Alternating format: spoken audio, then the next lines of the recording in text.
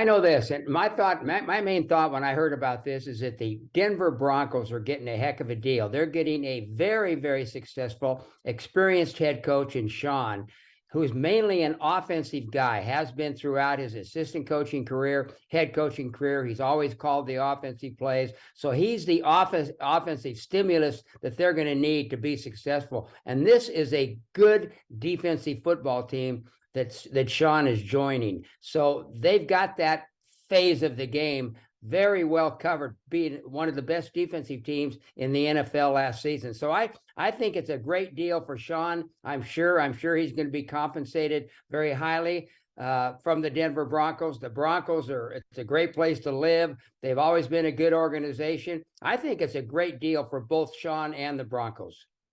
Well, my first thought is, thank goodness it's over, right? We've all been waiting to see where these chips would fall. And obviously Sean was in high demand, but the reality is we've got a first round pick now. That to me is the most important thing. It doesn't necessarily matter where it comes.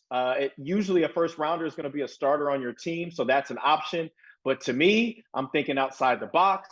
We've got a first this year and a first next year. And I can think of a quarterback somewhere near Baltimore that could potentially be franchised and need 2 first-round picks as well as a contract for him to be able to come to our team. I like that idea. I think Sean will be successful in Denver, but I'm more concerned about what we're doing here in the black and gold.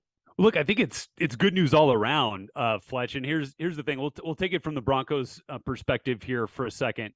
This is what Russell Wilson needs, right? I mean, Sean Payton and Drew Brees made phenomenal music together, for more than a decade down in New Orleans. And for a player in Russell Wilson who kind of himself, looked up to and idolized and compared his game to Drew Brees, like this is what Russell Wilson needs to get back on track, to get that offense back on track, to score some points in Denver and try to compete in that hotly contested AFC West with the Chiefs, the Chargers, and the Raiders. And then from the Saints perspective, look, I think, surely there are fans out there that were like, well, the Raiders got 2 first-round picks for John Gruden. Surely we can get 2 first-round picks for Sean Payton. Look, here's the thing. Sean was not going to go back and coach the Saints, right?